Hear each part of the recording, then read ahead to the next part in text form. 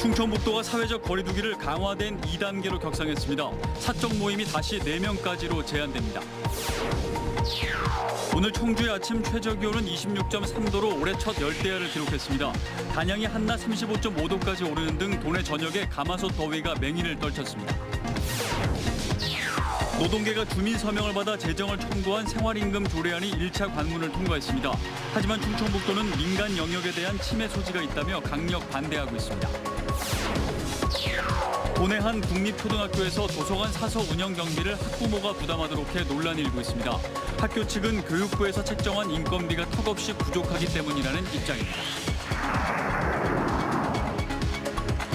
여러분 안녕하십니까. CJB 8시 뉴스 시작합니다. 전국적인 코로나19 확산세에 충청북도가 사회적 거리 두기를 강화된 2단계로 전격 격상했습니다. 당장 내일부터 시작해 오는 25일까지 12일간 적용하기로 했는데 사적 모임이 다시 4명까지로 제한되고 유흥시설과 노래연습장 등은 밤 12시가 되면 문을 닫아야 합니다. 김기수 기자입니다. 충청북도가 사회적 거리 두기를 강화된 2단계로 격상했습니다. 먼저 사적 모임 허용 인원은 3단계 수준을 적용해 5인 이상 모임이 금지됐습니다. 다른 부분에선 정부 방침의 2단계가 적용되는데 당초 영업시간에 제한이 없었던 유흥시설과 노래연습장은 24시 이후 영업을 할 수 없고 식당과 카페도 24시 이후엔 포장이나 배달만 허용됩니다. 방역당국은 수도권을 방문했거나 수도권 거주자와 접촉한 도민 중 의심 증상이 있을 경우 지체 없이 진단검사를 받도록 권고했습니다. 일상생활에 많은 불편을 겪을 것을 잘 알고 있습니다. 다만 전국적인 대규모 위기 상황에 대응하기 위한 부득이한 조치임을 양해해 주시기 바랍니다. 이런 가운데 청주에선 경찰관 1명이 코로나19에 확진됐습니다. 이 경찰관이 근무하는 경찰서 2개 부서가 임시 폐쇄됐고 경찰서 전 직원 200여 명에 대한 전수검사가 진행 중입니다. 제천에선 감염 경로를 알 수 없는 30대가 확진됐고 단양에선 서울 확진자의 접촉자인 20대가 확진 판정을 받았습니다. 청주에선 대전 확진자와 접촉한 50대가 감염됐습니다. 방역당국은 변이 바이러스로 언제 어디서든 코로나19에 감염될 수 있다며 마스크 착용 등 개인 방역 수칙 준수를 거듭 당부했습니다. CJB 김기수입니다. 한편 충청북도 교육청은 사회적 거리두기 격상에도 불구하고 밀집도를 줄이는 선에서 전면 등교를 유지한다고 밝혔습니다. 도교육청은 지난달 21일부터 전면 등교 준비 기간이라는 형식을 빌려 사실상 전면 등교를 실시하고 있습니다. 네, 엊그제가 초복이었는데요. 올해는 삼복더위의 기세가 초반부터 뜨겁습니다. 지난밤 청주에서 올해 첫 열대야가 나타날 만큼 밤낮을 가리지 않는 찜통더위가 벌써 기승을 부리고 있습니다. 조상우 기자입니다. 강렬한 햇빛이 내리쬐고 푹푹 찌는 무더위 속에 양산부터 시원한 음료까지 더위를 쫓는 다양한 방법이 동원됩니다. 급한 대로 냉수도 마셔보지만 불볕더위에 속수무책입니다. 사람들이 움직이는 것도 너무 힘들어 보이고 이 더우니까 걱정이 많이 되네요, 지금. 오늘 청주의 아침 최저 기온은 26.3도로 올해 첫 열대야를 기록했습니다. 수은주는 오전부터 30도를 웃돌더니 낮에는 도내 전역에 무덥고 습한 가마솥 더위가 맹위를 떨쳤습니다. 낮에 나왔는데 마스크까지 끼니까 숨도 제대로 안 들리고 너무 더워서 잠도 제대로 못 자고. 불볕더위 속 선별진료소 의료진들의 고통은 극에 달했습니다. 머리부터 발끝까지 꽁꽁 싸맨 방호복 탓에 얼굴은 벌겋게 달아올랐고 끝없는 검사 행렬에 잠시도 쉴 틈이 없습니다. 너무 덥고 힘들어요. 교대로 지금 하고 있는데요. 그래도 다들 화장실도 못 가고 너무 더우니까 다들 지쳐 있어요. 도내 전역에 폭염특보가 발효 중인 가운데 오늘 낮 최고 기온은 청주 34.2도, 제천 33.4도, 보은 32.7도를 기록했습니다. 35.5도까지 오른 단양 등 일부 지역은 연이틀 올 최고 기온을 경신했습니다. 불쾌지수는 도내 전역이 80을 웃돌았는데 80은 모든 사람이 불쾌감을 느끼는 매우 높은 단계를 의미합니다. 때이른 가마솥 더위에 당분간 소나기도 자주 내릴 것으로 보여 무더위로 인한 온열 질환에 각별한 주의가 필요합니다. CJB 조상우입니다. 충청북도와 노동계가 첨예하게 맞서던 생활임금 조례안이 도의회 상임위에서 수정 의결됐습니다. 하지만 충청북도가 민간 영역에 대한 침해 소지가 있다며 강력 반대하고 있어 최종 본회의 표결 과정에서 진통이 불가피해 보입니다. 구준혜 기자입니다. 노동계가 주민 13,500여 명의 서명을 받아 제정을 청구한 생활임금 조례안이 반년 만에 1차 관문을 통과했습니다. 충청북도의회 산업경제위원회는 지난 6월 한 차례 의결이 무산된 생활임금 조례안을 수정 의결했습니다. 이의가 없으므로 가결되었음을 선포합니다. 별도의 위원회를 구성해 구체적인 생활임금 액수를 결정토록 했는데 타시도 사례를 보면 통상 최저임금의 10에서 15% 선에서 결정됩니다. 노동계는 최저임금만으로는 노동자의 생활이 어렵다며 생활임금을 추가 지급해 최소한의 인간다운 삶을 보장해야 한다며 도입 필요성을 역설했습니다. 지방정부의 예산으로 사실상 노무비가 제공되고 있는 사업에 한하여 생활임금 적용 범위를 확대하자고 하는 것이 저희가 갖고 있는 취지입니다. 수정안의 핵심은 충청북도와 노동계가 이견을 보였던 적용 범위입니다. 원안에서는 생활임금 지급 대상을 도 또는 도사나 출자 출연기관 소속 노동자, 도로부터 사무를 위탁받거나 도의 공사 용역 등을 제공하는 기관 또는 업체에 소속된 노동자, 또 하도급인이 고용한 근로자 등으로 규정했습니다. 하지만 수정안에서는 독립사업자 형태의 노무자가 포함된 사호를 삭제했습니다. 그러나 충청북도는 도와 산하기관의 기간제 근로자 외 생활임금 적용은 상위법 위반이라는 입장입니다. 민간 부문은 법률 위배 소지와 실효성이 없고 공공 부분에 한정할 경우 형평성 문제, 소상공인 자영업자의 상대적 박탈감과 부담감 등 수정안은 오는 20일 본회의 표결에 붙여집니다. 하지만 도는 경제계와 협력하고 나머지 의원들을 설득해 조례안을 재수정한다는 방침이어서 논란이 지속될 전망입니다. CJB 구준혜입니다. 도내 한 국립초등학교에서 도서관 사서 운영 경비를 학부모가 부담토록 해 논란이 일고 있습니다. 학교 측은 교육부에서 책정한 인건비가 턱없이 부족하기 때문이라는데 무엇이 문제인지 안정은 기자가 취재했습니다. 청주의 한 국립초등학교에서 각 가정에 보낸 교육통신문입니다. 도서관 사서 인건비를 수익자, 즉 학부모에게 부과한다는 내용이 담겨 있습니다. 소요 예산은 약 4,100만 원, 이 중 70%에 달하는 2,700여만 원이 400여 명의 학생에게 일괄 부과됐습니다. 학교 직원의 월급을 학부모 부담으로 가져가서 상당히 좀 부당하다고 보고 있는 상황에서 작년 한 해는 코로나로 인해서 더군다나 도서관 사용의 제약이 컸고 개방되지 않는 날도 많았고 학교 측은 교육부에서 내려오는 사서 운영 비용이 턱없이 적어 부득이하게 학교 운영위원회 심의를 거쳐 결정한 사안이라고 해명했습니다. 공립학교는 교육부가 사서 인건비를 별도로 책정해 지급하고 있지만 국립학교의 경우에는 교육공무직원 처우 개선비 명목으로 기본 경비만 지급한다는 겁니다. 행정이나 이런 사서분들에 대한 인건비는 별도로 책정돼 있지 않고 처우 개선비만 내려와요. 작년 같은 경우 1인당 한 800 정도였습니다. 충북의 또 다른 국립초등학교는 도서관 사서를 자원봉사 형태로 운영하고 있습니다. 독서교육의 중요성을 강조하면서 도서관 사서 인건비도 해결 못하는 국립초등학교의 현실을 학부모들이 어떻게 이해할지 의문입니다. CJB 안정은입니다. 올 들어 제천 지역 아파트 가격이 폭등하고 있습니다. 특히 재건축 아파트를 중심으로 외지인들의 묻지마 투자가 기승을 부리면서 가격 상승을 주도하고 있습니다. 이윤영 기자입니다.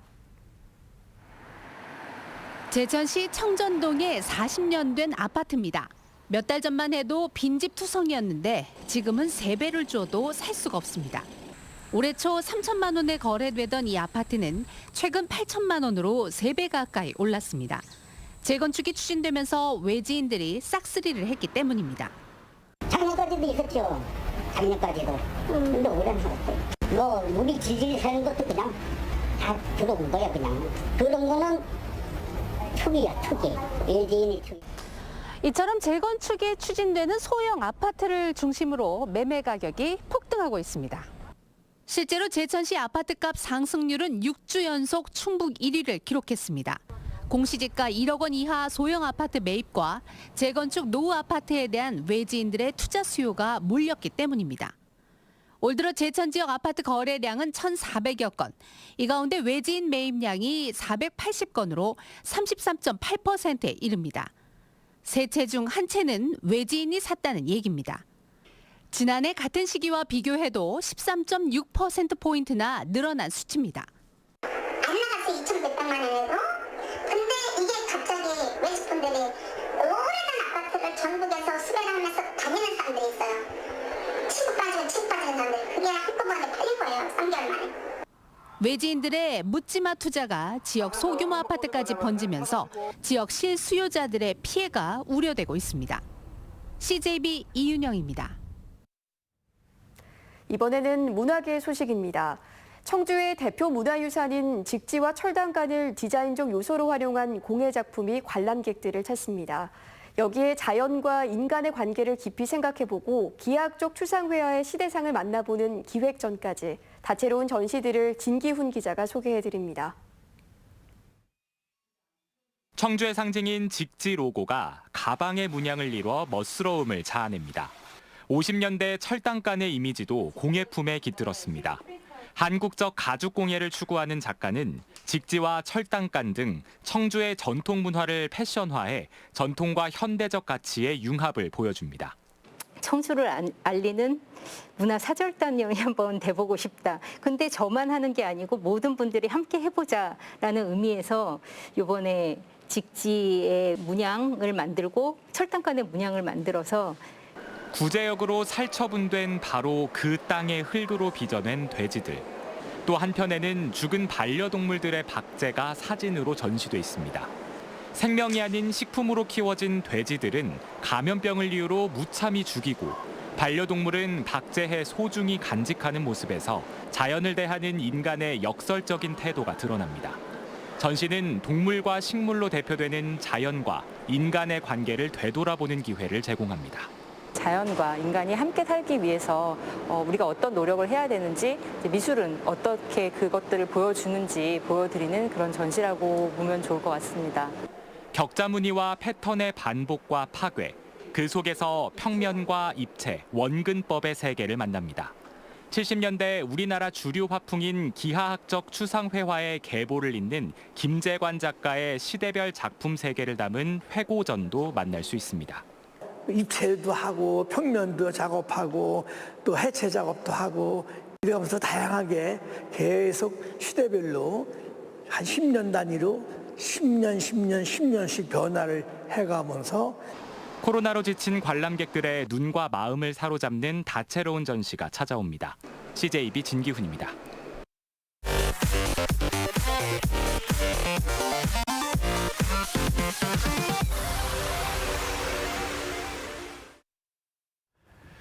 오늘 도의회 산업경제위원회에서는 충청북도 산업재해 예방과 노동안전보건지원 조례안이 수정 가결했습니다. 이 조례안은 노동계가 생활임금 조례안과 함께 제정에 나선 주민청구 조례로 노동안전보건정책의 수립과 이행, 자문위원회 설치 등의 내용을 담고 있습니다. 조례는 도내 모든 사업장을 적용 대상으로 11월 19일부터 시행토록 했습니다. 영동군이 군의회가 레인보우 힐링 관광지 조성 과정에서 제기한 문제점을 해소하기 위해 공익감사를 청구했습니다. 올해 봄 영동군 힐링사업소는 21억 원을 들여 레인보우 힐링 관광지에 21억 원을 들여 조경수 145주와 조경석 53점을 설치했습니다. 하지만 의회 심의 없이 경북 김천의 한 업체와 수의계약으로 사들였습니다. 영동군은 특수 조경이기 때문에 수의계약을 했다고 해명하면서 자체 감사로는 의혹 해소에 한계가 있어 공익감사를 청구했다고 밝혔습니다. 정용근 치안감이 오늘 35대 충북경찰청장에 취임했습니다. 충주 출신인 정신임 청장은 경찰대 3기로 음성경찰서장과 국무조정실 대테러센터, 경찰청 생활안전국장 등을 역임했습니다. 정용근 청장은 취임사를 통해 공정하고 실력 있는 충북경찰이 되겠다고 말했습니다. 충주시가 농특산물 직거래 활성화를 위한 택배비를 지원합니다. 택배비 한 건에 1,000원, 한 농가에 최대 100건을 지원하며 총 지원액은 1억 원입니다. 충주에 주소지가 있는 농가나 법인이 지원 대상이며 오는 23일까지 읍면동 행정복지센터에서 신청하면 됩니다. 미래차 산업을 견인할 수소 기계부품 전자파 센터가 오늘 충주 기업도시에서 착공했습니다. 내년까지 234억 원을 들여 지상 2층 규모로 건립되는 수송 기계부품 전자파 센터는 국내 최대의 전자파 평가 챔버와 시험 장비 등을 도입해 전기차, 수소차, 자율주행차 등 미래 자동차의 시험 인증 평가 기반을 구축하게 됩니다. 초록우산 어린이재단이 희귀 난치성 질환을 앓고 있는 청주 우연인의 가정에 특수 차량을 전달했습니다. 특수 차량은 승합차를 개조한 것으로 몸이 굳어가는 난치성 질환으로 주 4회 통원 치료를 받아야 하는 우연이를 위해 제공됐습니다. 앞서 CJB와 초록우산 어린이재단은 1,000원의 힘 캠페인을 통해 특수 차량 구입비 등 4,600여만 원을 모금했습니다. 청주방송 조이 FM이 가을 개편을 앞두고 본격적인 특선 라이브 프로그램과 지역 독서 캠페인을 전개하기 위해 라디오 스튜디오를 새롭게 단장했습니다. 새 단장한 조이 FM 스튜디오에서는 앞으로 국내 유명 음악인들과 청남대 재즈토닉 페스티벌 참여 뮤지션들을 초대해 특선 라이브 프로그램을 제작할 예정입니다. 괴산군의 대표 특산물인 대학 찰옥수수가 본격 출하되기 시작했습니다. 올해는 1,800여 농가에서 1,900여 통의 대학 찰옥수수를 생산해 211억 원의 판매 수익이 기대되고 있습니다. 군은 출하에 맞춰 온라인 장터와 산지 직거래 등의 판매망 확충에 나설 방침입니다. 충청북도가 도내 중소기업들의 기업 환경과 정주 여건 개선을 지원합니다. 이를 위해 도비와 군비 등 13억 3천여만 원을 투입해 영동 음성 보훈 지역 업체 3곳에 기숙사를 신축하고 괴산에는 40억 원을 들여 비즈니스 센터를 설치할 예정입니다. 괴산 비즈니스 센터는 2023년까지 괴산 대제산업단지 안에 연면적 2,095제곱미터 규모로 건립됩니다.